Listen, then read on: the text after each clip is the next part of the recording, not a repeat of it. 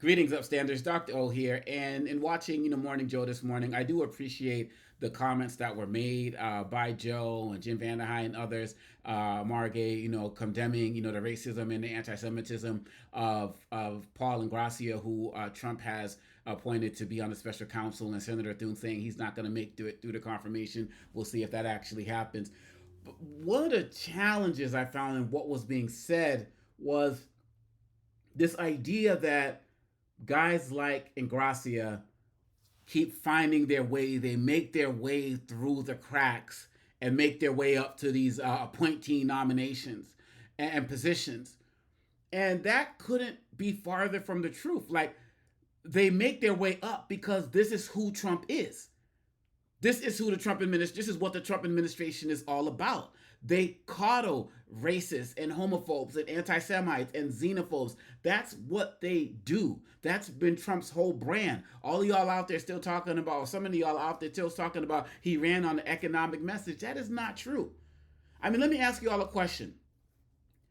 If you were a boss, or some of y'all are who are watching, you run a company and so on and so forth, are you going to bring in somebody who's a racist and appoint them to the highest levels of their position, despite the fact that they might have the quote unquote qualifications? No, you're not going to do it because you detest racism. Are you going to bring somebody in who's a homophobe and have them rise to the level of COO or chairman of the board, chairperson of the board? No, because you're not a homophobe. Are you going to say, run down the list? Sexists, anti-Semites, Islamophobes, anti-trans people, just like run. You're not going to bring them into your company because they don't represent the company you want to have. Also note, Trump and J.D. Vance still have not condemned the text thread that was reported in Politico. J.D. Vance excused it, said these are just kids. Even though these guys are grown people, some elected officials with their own families in between their late 20s and 40s. They condone this. But if somebody found a text where, I'm sitting here running for office and I'm out here talking to Hakeem Jeffries and I say something to the effect like, MAGA people are deplorables or something like that, then it goes right back to Hillary Clinton. It's running on all of the Fox News sites. It's running on, one outlet, all of the outlets. They'll whine for days when somebody makes the most basic comment that isn't based in any racism or sexism or homophobia or anything like that, just talking about a particular group of people and their actions, maybe saying something like, the insurrection is deplorable, and they'll go nuts. That's one of the things that people are still talking about with Hillary Clinton almost 10 years later. So what Joe and Jim Vanderheide and all of these guys need to stop doing, and Margay doesn't do this because she knows what's real. Stop talking about this isn't America. These guys keep making their way to the top and so on and so forth. America isn't a racist country. Saying America isn't a racist country doesn't do anything. It doesn't change anything. First of all, it ignores all the racism that still happens in this country. It ignores as Julian Bond said, if you take off the letters of America and flip them around, you can spell out I am race, because race is embedded in everything that happens in this country, from gynecology to the genealogical society, run down the list. So if you want to take the argument that America is not a racist country now, first of all, I would say look at this administration and look at what they're doing. And if you still want to say that, and look at these ICE raids on the street. I mean, how many white undocumented immigrants are getting snatched up on the streets and being sent to El Salvador? And all, I mean, just like the basic things about, now, if you want to say this country isn't racist, but racism exists, that's the type of nuance I don't really get. But our inability to be honest about who we are makes it harder to fight what we need to fight. And when you see things like Trump is literally bulldozing the White House and people are saying this is not who we are, then why did it happen?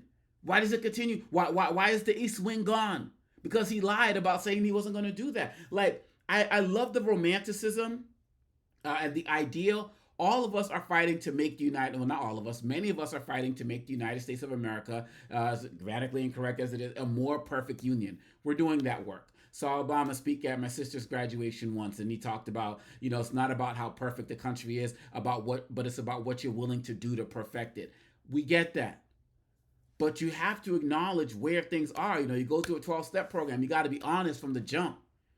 So this idea that these guys, making their way through the weeds to become a nominee, like you don't just become a nominee. Like Trump ain't nominating me for nothing. I guarantee you that I ain't gonna be on his list of anything. You nominate people who are like-minded, and it seems like being racist, sexist, homophobic, anti-Semitic, Islamophobic, ableist, or having some type of sexual harassment, sexual assault charge or background or history. Like these things seem to be prerequisite for being within the Trump administration. The majority of these guys, when you're talking about Hexef, when you're talking about RFK, like Kavanaugh, like run down the list. At the very least, there have been some accusations.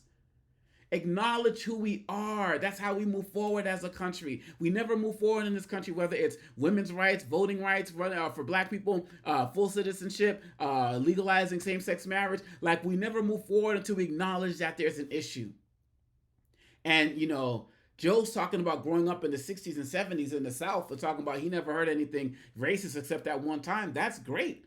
But it was still racist there. Like, come on.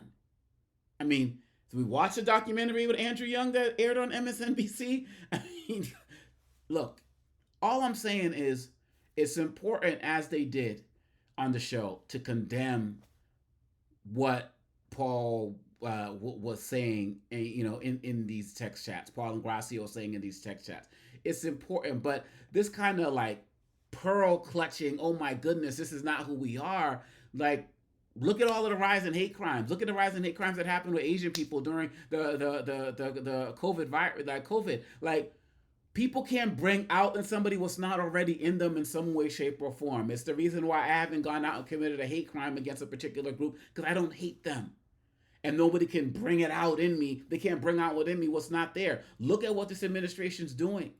Look at the groups that they're targeting. The black and brown people they're separating during ICE raids. Like, that's happening under this administration.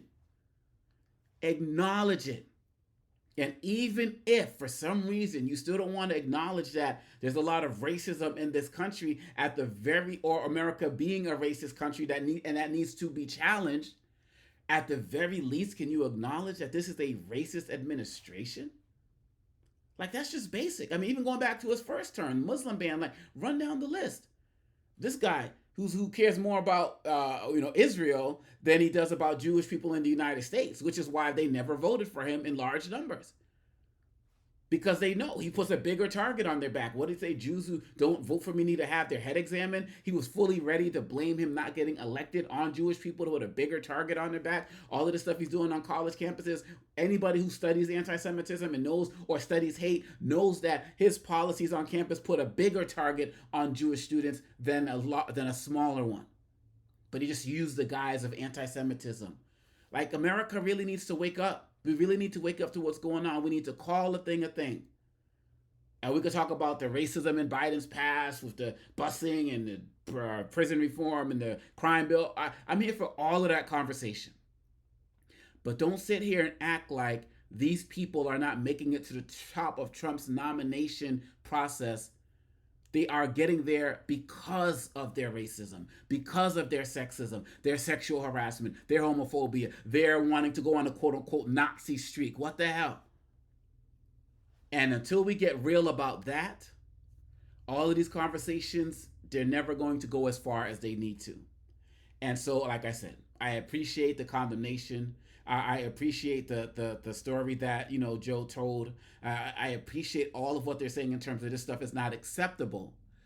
But I'm not feeling this idea of this is not who we are, because it's just who we have been. Everything we've gotten in this country, we've had to fight to make it different and more acceptable for everybody. Everybody in this country has not been full citizens for the entire country's existence. And we got to do better. And I commend all of those out there who are fighting to continue to do better. And that includes people like Joe and Jim Vandehei and Mika and folks who call out the ignorance and the hate. We need more of that. But we also just got to be more realistic about who we are, where we are, and particularly what this administration is and has been about. Let me know what y'all think. Hit that like button, hit that subscribe button. Feel free to share it. One thing I always like to say is, why settle for outstanding when you could be upstanding? Get out there, y'all. Continue to be an upstander, not a bystander. Peace.